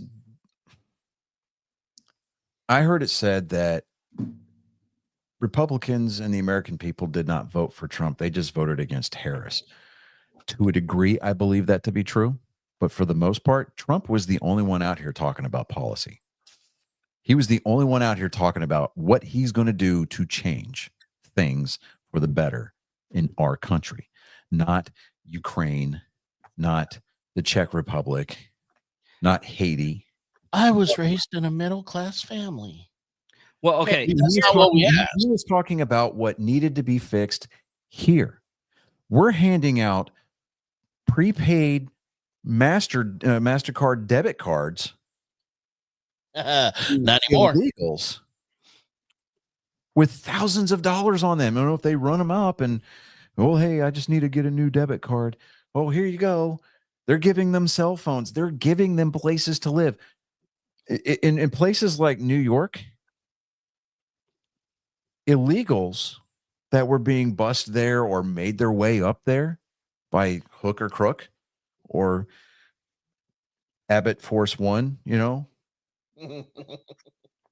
Nice. Let's see what you did there. right? They were being given home loans with a 0% interest rating on them. Yeah. Meanwhile, I can't even buy a home. Now, am I lucky? Am I blessed? Absolutely. No. I live. No. Let You're me- not lucky. No. Let me try to flesh this point out here real quick. Okay. Am I blessed? Yes. Am I lucky in the sense that I landed my wife? Oh, yeah, absolutely. Still to this day, Give you that. firmly believe that I'm batting above my average. Okay. Mhm. But it's, Everybody is really. yeah. Okay. But the thing of it is that we're citizens. Okay. And we're out here. Can't believe I'm about to drop this, but we're out here trying to live our best lives. Okay. Well, okay. And we're doing it with the deck stacked against us. Well, Okay. it's also it is also the fact that every news corporation that was for the left side, we kept on getting information that we're pieces of shit. We Yeah. are you're going off on this the tangent. You remember back in 2016 we were all deplorables. Yeah. We were. Yeah, now Now we're we're garbage. Yeah. Yeah. So, you know, it's fine. I actually did work at McDonald's at one point. I really did. Do I have photographic evidence of it? No, because that was the time before we had cell phones to document every dumb thing that we did, that we did. That, and I feel sorry for the McDonald's that Trump worked for a little bit. I mean, he had to turn in his resignation. They're probably out there going, man, maybe I could become president. Did you see? They actually posted his. He actually did send a resignation letter in, and Yeah. they actually posted. It was glorious. It's Oh, and the meme that accompanied it was great. They got the screaming lady in the car, and he's in the window. He's like, "I'm sorry, but this is my last order. I got a promotion, a big promotion. It's great. It's the best thing ever." I'm like, that right there. The internet does not disappoint. No, that person's going to get entrance into Valhalla. So you're going to see Heimdall standing there at the gates of Valhalla. What did you do? I created this meme, brother. No, Head to the table. Welcome to Valhalla. But Or sometimes you like fight tweakers. right. We need Just- that. I sent you that Just stuff. stay You away. didn't Just take stay care. away from the switch boxes and the air conditioning units. That's all I'm trying to tell you, David. Come on. You need to put that shirt up. I gave you all the stuff for it. Okay, fine. When I have time after my semester's over, I'll be able to sit down and work on things. Right now, I'm trying to earn me a degree, bro. All right, that's all I'm trying to do. And we need a face of Chris just doing this, and With his feet crossed in the background, like a schoolgirl. and we need to get the cross feet one. And you just gotta. No. Now, these are not going to be just now, okay. CrossFit. We're getting off into the weeds here, but this is not going to be one of those highly detailed graphic tees. No, it's going to be silhouette. Kind of. It's going to scream, "I was ironed on," but it's going to be that nice silk screen stuff. So, understand. I know I've got the idea up here already in my head. So let not your heart be troubled, David. Okay. Okay. God, I can't wait to wear that to work. Yes, it'd be like, wait a minute, is that you? Damn right. Right. It's like, yeah. So yeah, citizens, not subjects. We will not be dictated to, especially by people we elect to represent us. They need to remember that they should be subservient to us, not the other way around. And that is exactly true. Now, here's the thing. Just because we got our guy over the finish line does not mean that is the end of the fight. Okay. We're not going to just check out and take off our political hats and put on our hard hats and go back to work. We need to be able to hold our elected officials to an account. If they step out of line from their campaign promises, we hold their feet to the fire. In this day and age of multimedia access, social media campaigns, emails, phone calls, go old school and write them a snail mail letter writing campaign.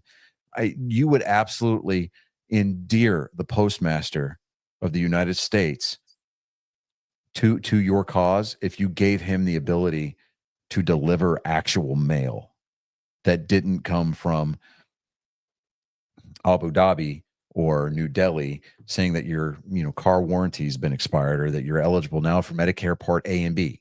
So we need to hold these people to an account. The older millennial had a great video about that today. He was saying, he's like, yeah, we it's over there. Our guy won. Yay. He goes, this is not the end. This is not where we now sit back on our laurels. He goes, this is now we have to shift into hold them accountable. And if he does something wrong, call him out on it. Hold him accountable. And it's not just the main guy, it's not just the guy at the top. Mhm. This is all forms of government, all levels of government, local, everybody. If they are messing up, hold them accountable. It's the only way that we're going to make this work. Including the newly anointed godfather of the E4 Mafia, being the former Marine Corps Corporal J.D. Vance. Yeah. Sir, not only do I applaud you, but by God, I salute you. You see, Okay. see, somebody said they should be making Theo Vaughn as the press secretary. Dude, I could see him, and he gets that hard question. He'd be like, like you want to kick a fat kid at camp, like, like I could see that. But, the fact that he's going to make the health secretary Robert Kennedy Jr. Yeah, that dude is ripped, bro. Yeah, I don't know who is where's Tulsi Gabbard going? Because they got the appointment for Secretary of State and Secretary of Defense, but I don't know if she's actually going to be. Trump this time around is not waiting on the government to give him his stipend to fund to fund the transition team. He's funding it himself. He's funding it out of his own pocket. He's got everybody in transition is going to be smoother. He's going to be able to vet the people a lot more, thoroughly, because he's going to have his own people doing it. Yep. And it's all going to be transparent. What I like about this time around, or the potential for this time around, is the fact that he's not going into it with, JD's task is now to remember where he came from. That's true. Yeah, that is true. Especially remember the E4 Mafia when he's telling these generals what's for. So, but could you imagine if his commander got like full bird, and he comes walking in, his or former commander is now a general who works at the Pentagon, will be getting daily briefings from JD Vance. Yeah, that is amazing. That is full circle. And as a lower enlisted man, that makes my heart smile. Okay. Now here's another thing that happened. Go ahead. Here's another thing that happened that a lot of people aren't. It's not processed in the news unless you like Fox or I'm saying X is a news corporation now. Give it some time. Hold on. Let me help you clarify this. Oversimplified, but it's oversimplified. It's not a news agency. It's an alternative news media. Okay. Well, anyways, look at what he's done already just by getting elected. Everybody's ready for peace talks. Oh yeah, Hamas has already called off his head. Yeah, we're ready. Putin was like, we're gonna call up Ukraine and sit down with them. Yeah, China's come out and said, hey, we want to make nice with the big guy. Yeah. The British Prime Minister, who did not have a single nice thing to say about Trump the second that the race was called. Oh, you're a friend of the British people. Everybody saw through him. Everybody. And in the House of Commons, is this the same prime minister that was setting people over to campaign for Kamala? Exactly. Yeah. That's exactly what I was in the House of Commons, yesterday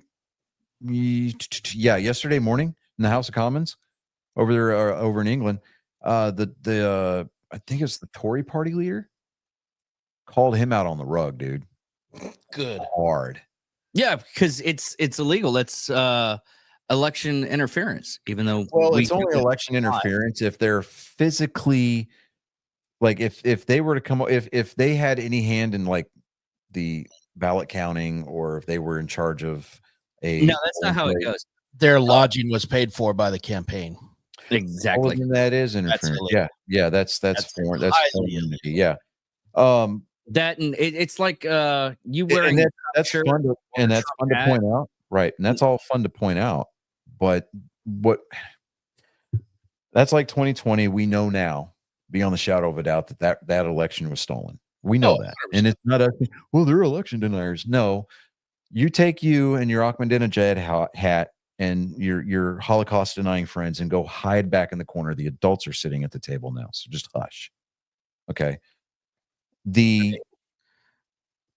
in order for anybody to get remotely prosecuted, one, we're going to have a rock solid smoking gun. Yeah. Okay. Two, we're going to need people within the Department of Justice that is willing to do that, willing to put that suit together and bring charges, formal charges. And then you know that there are some liberal lawyers that are frothing at the bit, just waiting for charges to be filed so they can take that to a lower circuit court where there is a sympathetic judge that will throw the whole thing out. Yep. Yeah. And unfortunately, even though it's supposed to be innocent until proven guilty, it's not whether or not you are actually guilty. It's what you know, who you know, and how much that person has. Yeah. Lady Liberty or Lady Justice, unfortunately, has had her blindfold taken off. Yep. Nope. Her eyes are wide open right now. Oh, they are wide open, at least for right now. I mean, I'm hoping that, like I said in my monologue, that, you know, this country experiences a really great reawakening over the next 4 years, and that this conservative tide continues. I would love to see JD Vance run. I really would. And if he decides not to, fine, great. You know what? I have no problem voting for somebody like Candace Owens. I don't. Tulsi Gabbard. And You I know, don't agree with her on everything, but God forbid, and it would make the left's heads explode if the Trump family decided to make running the country a family business. the new Did you word- see Barron? Did you see Barron the other day? God, he was fucking huge. That dude is tall. He's 18. He voted. Yeah.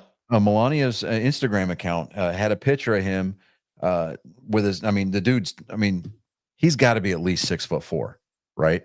Damn. Skinny as a beanpole too, right? He's got a Twitter account now. It's not verified yet, but I'm pretty sure Elon's going to fix that. Yeah. He's got his head in a polling booth, and she's like, he voted for the first time today, and he voted for his dad. Oh, that's awesome. Dude, that's cool. I'm sitting there going, wait a minute, that little kid from the first go. He's already 18. Good God. That Wait, growth that's that he hit, I'm sitting there going, you know that Armani Taylor was sitting there going, please, for the love of God, stop bringing him in here. I'm running out of fabric. I mean, that is an incredibly huge, I mean, that is the textbook definition of first world problems. But my God in heaven, that kid, boy, you know good and well that his mom, who is fluent in like 4 different languages, has got him on par. Yeah, right. Did y'all check out like Facebook Marketplace? Mm-mm.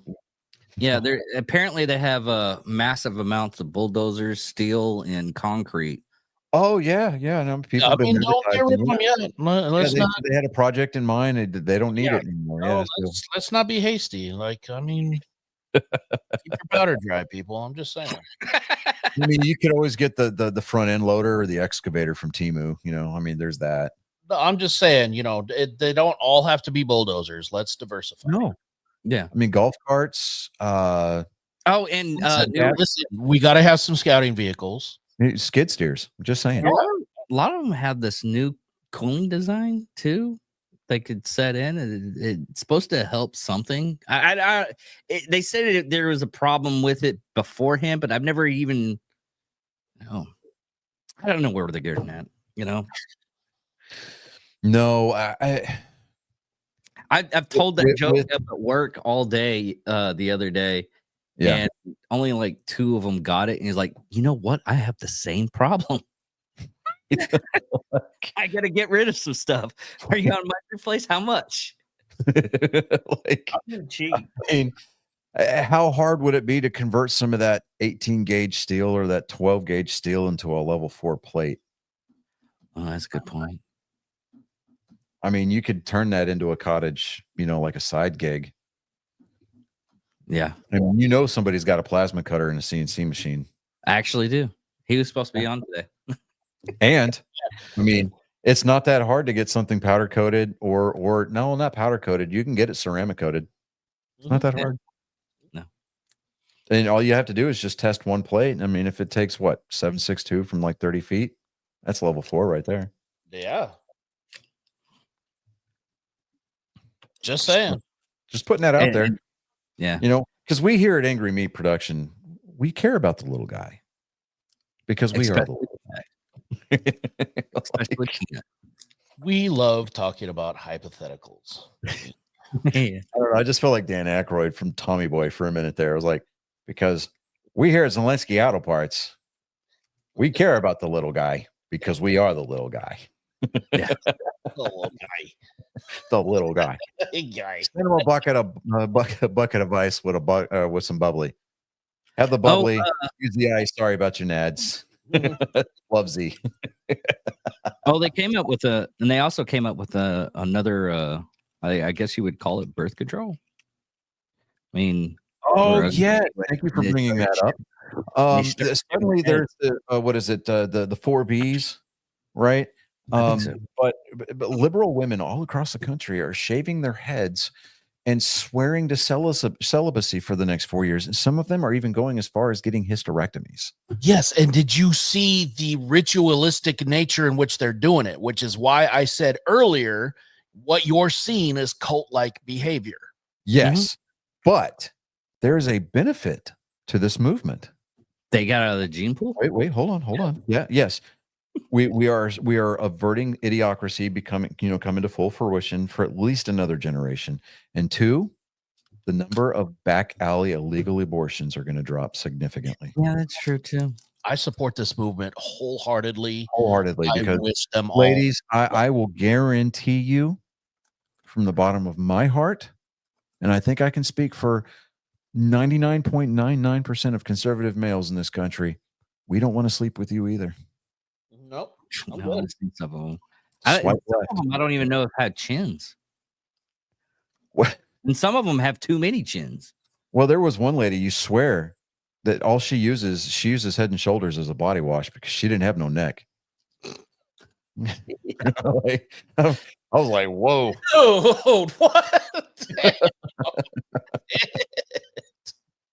That's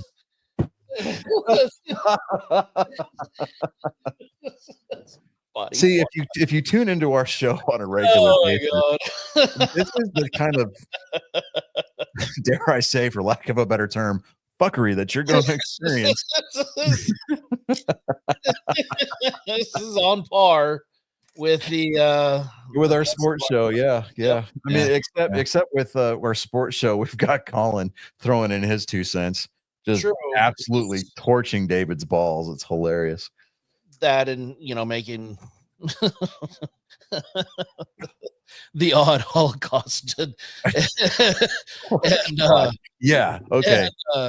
So, all right, is it so if Holocaust? this is your first time actually tuning into an Angry Meat Production podcast, First of all, I invite you on Monday nights at 7:30 to tune into our sports show.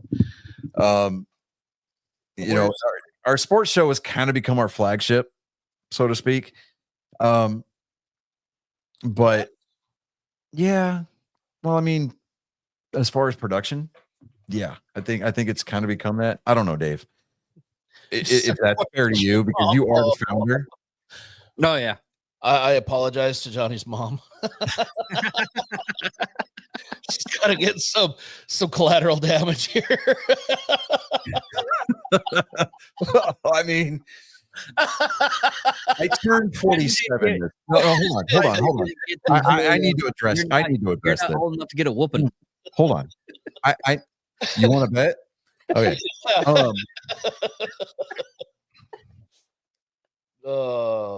Because my dad has the same disability rating that I do from the VA, and I'm still faster, so I'm just a little too big for that whooping. Love you, Dad. Anyways, I turned 47 this month.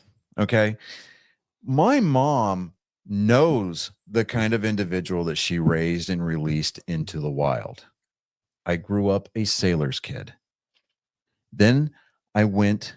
And for all intents and purposes, genetically come by it very honestly. I am a 3rd generation asshole.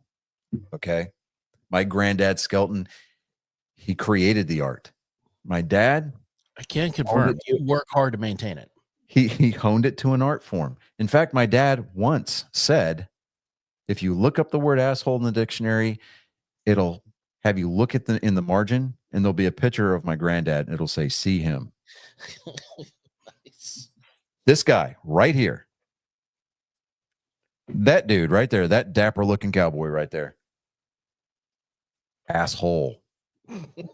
Okay. Love my granddad Skelton. Absolutely 100%. Die on that hill, right? My dad joins the Navy. My dad was a chief in E7 in the Navy. You know, he would say things like, I'm going to shove my foot so far up your ass, the water on my knee is going to quench your thirst. Okay. Classic. I grew up with that. Okay. Then I joined the Army and I become a squad leader. I had the opportunity to be in a squad leader slot for at least a little bit. My dad saw me chewing out a private one day and he called me an asshole. And I was like, oh, that's the nicest thing you've ever said to me. So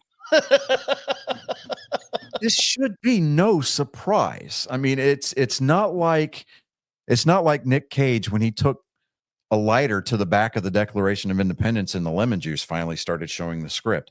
It's not a surprise. There's not a twist ending there. Genetically, she's kind of halfway responsible for putting this out into the world. So what you're saying is her fault. Basically, what you're saying is Lawrence Fishburne. Genetically, she's partly responsible because it takes two to tango. This is true. Basically, It's what you're after saying is Lawrence Fishburne came up and just looked at you and going, he is the one. Yes, I am the one. Yeah. I was the one that brought balance to the force. So there, you know. And no, and I absolutely took it as a compliment. Are you kidding me? There was absolutely zero sarcasm in the statement that I made when I said, "Oh, that's the nicest thing you've ever." I took that. I was like, dude, I rode that for months. Like, my dad thinks I'm an asshole. Awesome. He thinks so highly of that. This is not the first time that we've heard this story from him. Looking back through my, through the lens Or of the history. 50th. Yeah, looking back through the lens of history, right? Having to put up with the, get up off your ass, like my dad was the definition of hard love, right? I was home sick. I had the flu. I had like 102. I'm laying on the couch. My dad is home that day and he says, get up and sweat it off. Do something. I live by that edict every day. You can ask my stepkids. They hate it when I say that. I'm like, you know what? I get that you need to lay down and rest, and that's fine. You can do that here in a little bit, but get up and do something. So, almost as bad. There's nothing wrong. There's nothing wrong with that kind of parenting. Absolutely none. It's almost as bad as when I was in the Air Force, and they were switching me to different jobs. We have like 5-6 different jobs we have to go to. Mm-hmm. Every 2 years we have to switch over. Well, my chief got me in the office. He's like, hey, we're gonna put you into fitness center. We were gonna put you in lodging, but we can't. And just putting it out there, it's just you on that one. The person that's heading up the lodging doesn't want you there. I was like, why not? What did I do? Oh, it's just because you're an asshole. Oh. I was like, okay, when you're being referred to as an asshole in the Air Force, there's got to be some levity. There's got to be some levity to that. Yeah, absolutely. Now, Chris and I have been with you in public, Dave. Fanny pack and all. And by choice. We weren't even forced. We weren't even paid. No, well, volunteer. No, we weren't paid. We paid to be there. Exactly. But we weren't paid to be That's there. even worse. yeah. I mean, you can ask the Roanoke United Methodist Church. All that. Oh God, have your parents heard that story? No, I don't think they have. You need to tell that story. Okay, so for it, It doesn't have to be now. I'm just saying. No, it's not going to be now. It's not going to be now because I mean we've been on the air for almost 2 hours now. Yeah. But Because the way breath happens, it'll probably be another 30 minutes for that one. Oh, at least. yeah, at least. I mean, you can. Never mind. I won't get into it. This is why we can't have nice discussions because we keep getting off track. Yep. But if you look at the professional podcasts that have like dedicated producers that get paid, then their production values are through the roof. They're just as guilty of getting off into the weeds as we are. Look at you, Joe Rogan. Yeah. Yeah. Health. You know, when he was on with Trump, he how was awkward was that? I mean, you know good and well that when JD Vance was sitting across the table from Joe was dying to light up a joint. Yes. He was just dying. He's like, I really need to smoke some weed right now. Well, have you ever done that on DMT? Very surprised he didn't say something like that. No, he did. On DMT? You ever done it on DMT? Like, I can show you how to make a bong out of an MRE bag.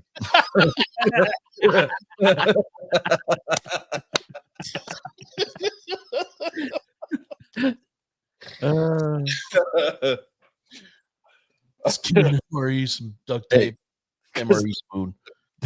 The brownie mix makes for an excellent seal. Out there.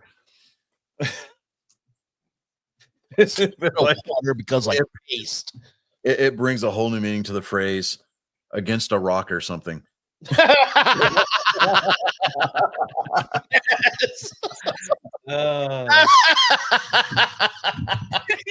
Oh my god.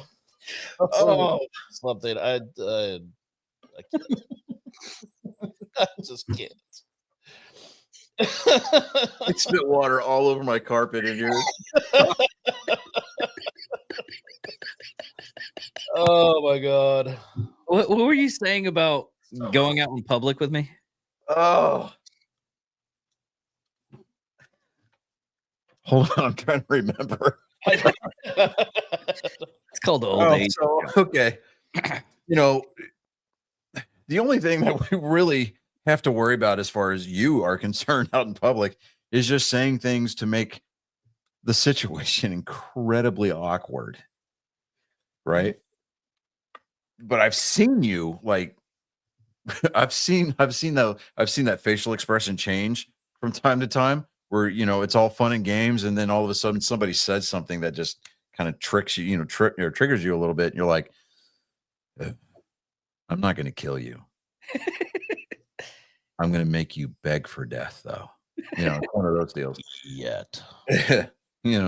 Like I'm not going to kill you, but I will tie you up and take you to a field in East Texas where the hogs are going to make you wish that they would just kill you. And play that song from Reservoir Dogs. Hold on. Stuck in the Can you hear me now? That was the best part in that whole movie. Can you hear me now? What's really sad is cell phones weren't prevalent at that moment. So that was like, and you kind of have to wonder the guy, the marketing rep at Verizon had to have been a huge Tarantino fan. That's great. Yeah. Actually, it is about time to go. It is about time to land this plane. So the point is, everybody, is we can just kind of hit the purge button here and just dump everything mid-flight. But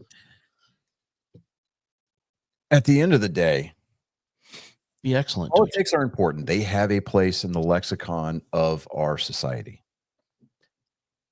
But they are not the end all to be all. They are not they are not and should never be what defines us. We can be conservative, we can be liberal, but we can also be kind-hearted towards each other.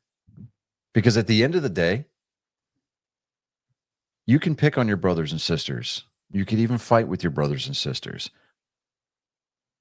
Because the united we stand, divided we fall rings blaringly true in moments like this.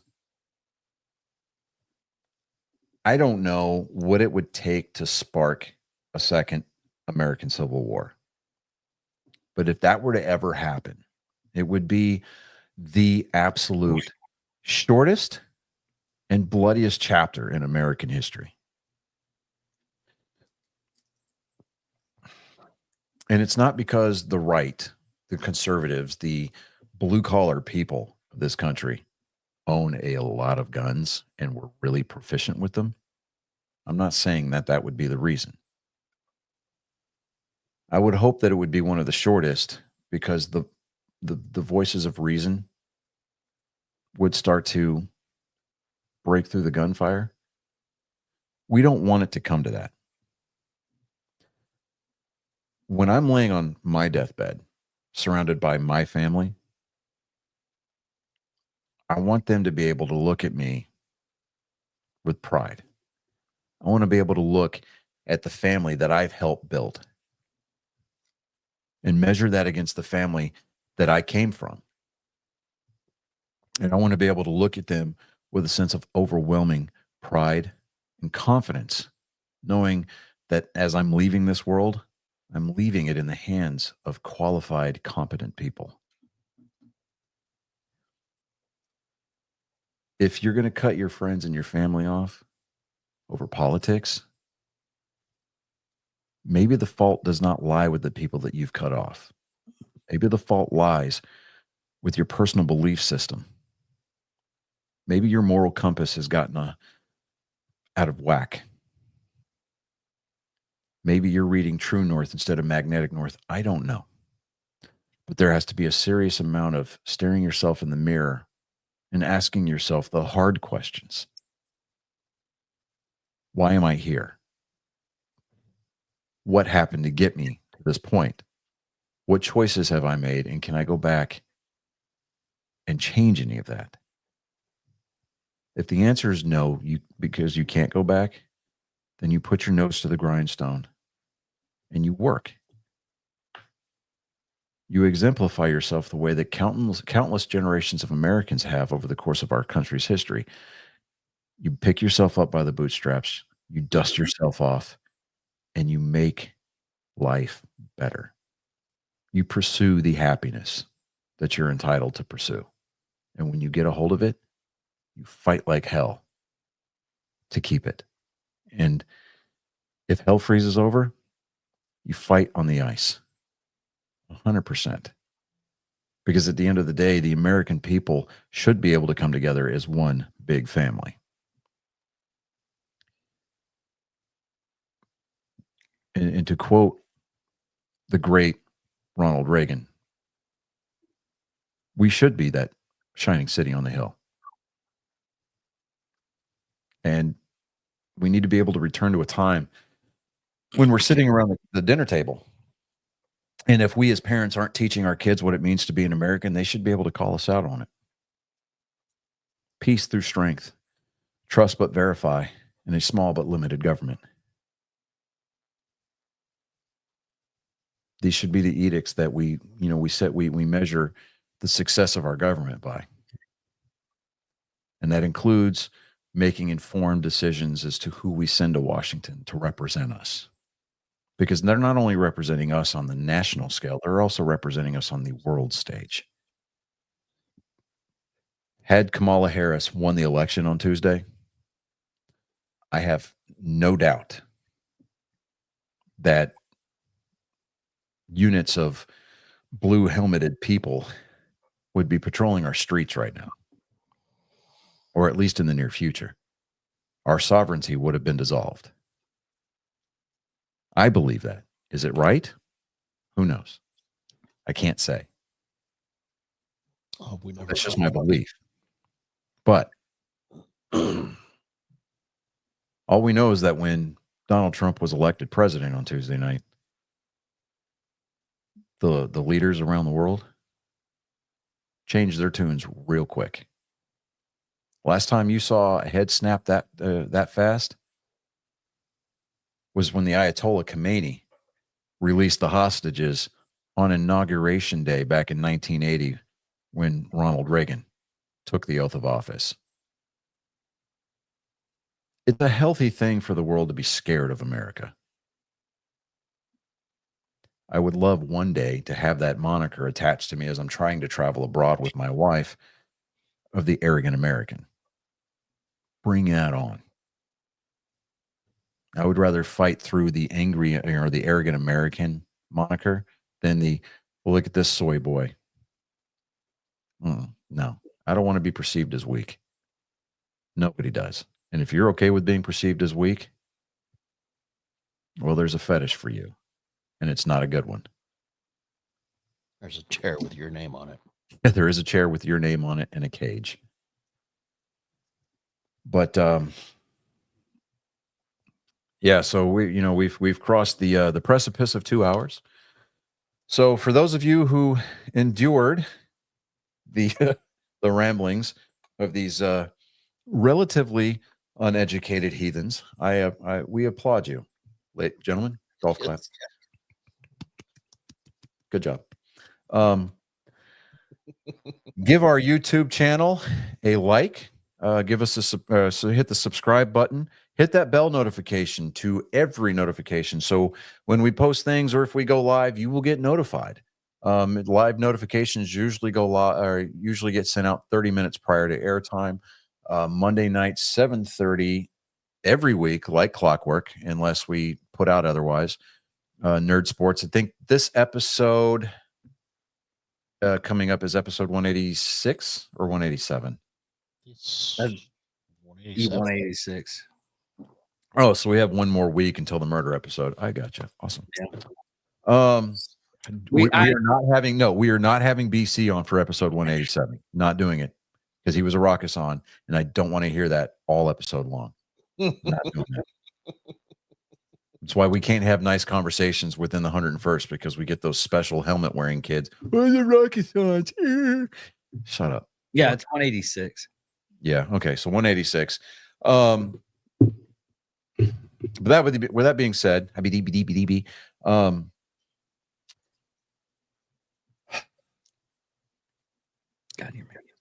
God, I was going to play a sound, but then I was like, no.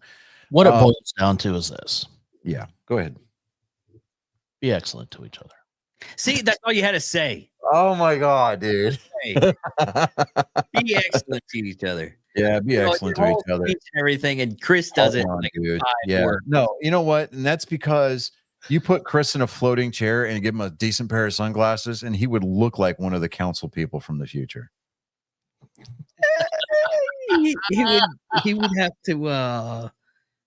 have to use a certain pigment, but yeah, I guess. No, they had a white dude. He was on the far left. Anyways, be good to each other. Just don't be assholes. Be an asshole, but Don't be the bad assholes. Let me don't be a bad asshole. Don't be the bad assholes. For Yeah, those of us who were paid professionally to be assholes, we know how to be a proficient asshole. But parent your kids. 100%. Their informative years are the ones that are the most important because they look to us as an example. You show your kids kindness and you show your kids how to be thorough with their research, and you're already halfway there. Once you send them out into that world and they start making those decisions on their own, you can rest a little bit easier knowing that you armed them with the tools necessary to make the right choices. And if they make a mistake, be there. For the kids, for the people that are cutting your family members off, just understand that we're going to be here. That we're going to continue to love you despite yourself. And when you decide that you've had enough, we will treat you like my dad just. Did you see what my dad just said about you, dude? You look like Hagrid. That's Got awesome. a wizard, Harry. You got a wizard, Harry. Yeah. I don't have enough hair for it though. That's I Let me get you a wig. But like the prodigal son in the Bible, we will welcome you with open arms, and we will prepare a feast for your return. fatted calf and all. Fatted calf and all. But at the end of the day, just like Chris said, got to be excellent to each other, 100%. And now I've got to. Yes, you did. Yeah. But okay, so I have to explain the Lord moniker or the title of Lord. Okay, for the people who aren't familiar, because our sign off, whatever. Because my wife bought me a piece of Scottish land, I am a Scottish Lord. I am a landowner, so I am entitled to that title. So, How much land we're not going to discuss. The point is, he's a landowner. I am a landowner, even if David thinks that it's legitimate or not. It's totally legit. No. It is absolutely legit. He's like, stay on target, stay on target. See, he's with me. He's with me. I was like, we were so close. Just I impacted. can hear I can hear red too. Like, stay on target, stay on target. It didn't go in. Just Negative impact. It didn't go in.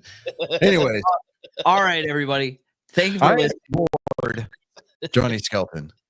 I'm Dave Dickerman. And I am Chris Jacka. Thank you all for You have listening. been Thank you all for watching. You have been privy, I would say, indentured. That's the sports show. Maybe. No. Hey, look, the sign off works the same. Don't. No, it doesn't. It's the same. Hey, we're not. You're not paying me. Okay, I'm here at my own fruition, David. All right. All right, hurry up. God, you've become privy. I would dare say indentured. But ladies and gentlemen, this has been a special presentation of Angry Me Production. Have a good night.